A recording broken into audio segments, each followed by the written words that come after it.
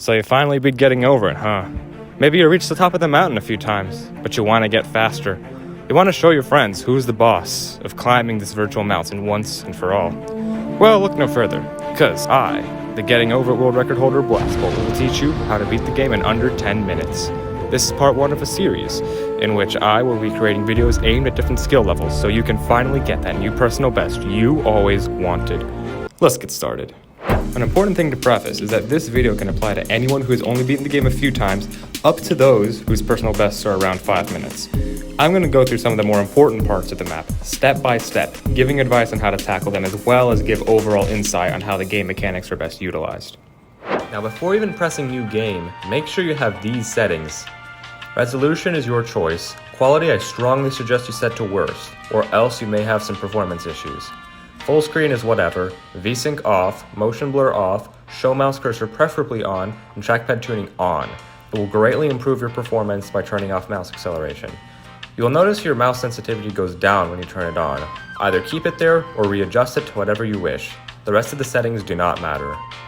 Okay, let's get started.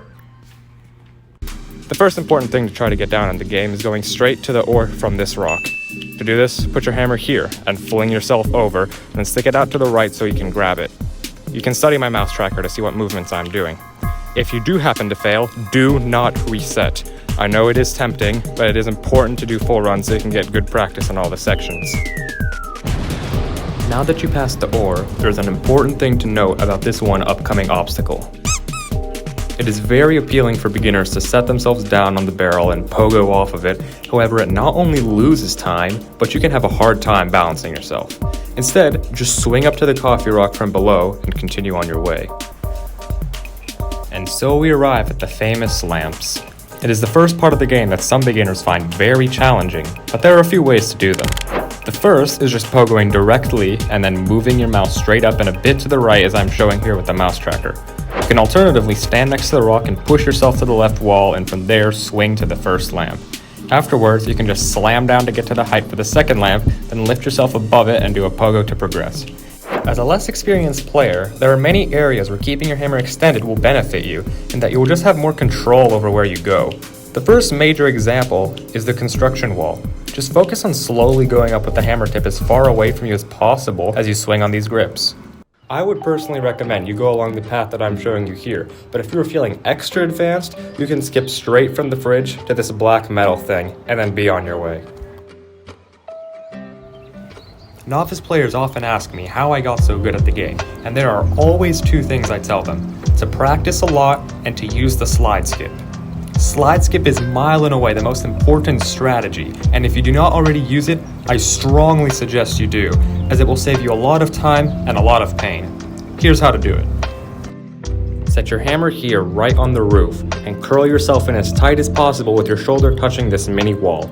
Then, move your mouse straight down. Make sure you commit to this movement so that you do not end up doing something like this. Afterwards, you should use the wall next to the stairs to tap yourself from side to side until you make it on top. If you absolutely have to, land on the boxes first, then continue on your way. Furniture land is an interesting segment. Because it is so tight, if you fall, you can save yourself by just trying to grab whatever ledge you can and continuing on your ascent. No real tips I can give you on saving yourself. It is just muscle memory that you can get through practicing. However, what I can tell you is the extended hammer trick is especially applicable to these couches. You should also generally try to go slow and controlled in this section to avoid unpredictably pushing off of some surface.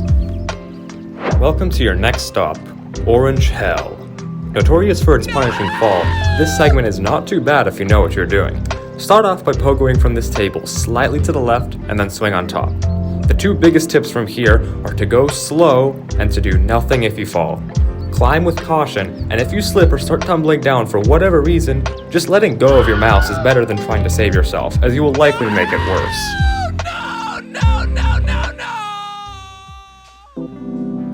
There are two ways to progress from here. Either pogo from the flat ledge, or try to grab this slanted wall. I would recommend doing the first one. Just hover a little over the ground, angled as far right as possible, then push down. As with slide skip, you need to commit and move your mouse in a straight line, or else the consequences could be disastrous. If you feel this is too risky for you, grab the wall and slowly, but not too slowly, try to set yourself on the rock. Your results will be better if you bend your hammer a little bit here. If you move too fast, you will slip. Too slow, you will also slip. The hat jump is yet another area beginners struggle with a lot, and for good reason. You can easily bonk the snow with your paw or slip off with your hammer, but at least if you blunder, you're not going to fall very far. Set yourself on this rock and align yourself such that the hammer is parallel with the vertical side of this ledge. Then, pogo straight down. Make sure to follow through with your movement as with that orange, then simply swing up over the hat. The anvil jump itself is rather easy, but people tend to go too fast at the cliff following it, which results in a lot of falling. If you go slowly and copy the movements I'm executing here, it should not be too much of a hassle. The bucket is a major challenger for players of all skill levels, but there are a few strategies to get past it. Set yourself down on this portion of the rock, then carefully pogo straight up and stick your hammer to the right as far as possible. This should work 100% of the time if you get in the right position and if your pogo is clean. You can then gain a little momentum and swing up to the wood. Otherwise, you can push straight down and use the mountain's ledge to tap yourself over to the wood. Afterwards, you can just pogo and be on your way. Congratulations, the end is near, and as a gift, you have been presented this large wall of ice. This segment will become much easier once you memorize all the locations of the pockets, which I will present on screen now. There's also a mod by AS13B that allows you to see the pockets in real time. I'll leave a link to it in the description below. Be warned that it is not permitted to use in actual speedruns, just practice. The first half of ice is an opportunity to just swing the hammer and progress without much consequence, but it is generally a good idea to slow down once you pass this crack. You can come up with your own method of scaling the end. Everyone uses different techniques. The tower is another section that will be much easier if you use the extended hammer technique. On these dishes, just slowly go away with your hammer tip as far away as possible, and you should have no problem making it to the top. The best route to follow is the one that I'm showing on screen here. The launch is somewhat of your choice, as space does not matter at the early level. However, if you do find this final segment to be a bit of a problem, here's an image on screen so that you can memorize the locations of the boulders so that you know where exactly to push and how to save yourself. I hope you learned something from this tutorial on how to beat getting over it in under 10 minutes.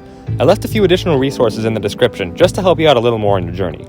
Remember that this tutorial can benefit you even if your PB is a fair bit below or above 10 minutes. So if you have a 6-minute time or even a 20-minute time, feel free to take notes here. I will also be uploading a how to beat this game in under 2 minutes in the near future, so keep your eyes out for that. Make sure to like the video if you enjoyed, and hey, I heard that red subscribe button does something cool if you press it, so go ahead and smash that right now. Okay, have a good one.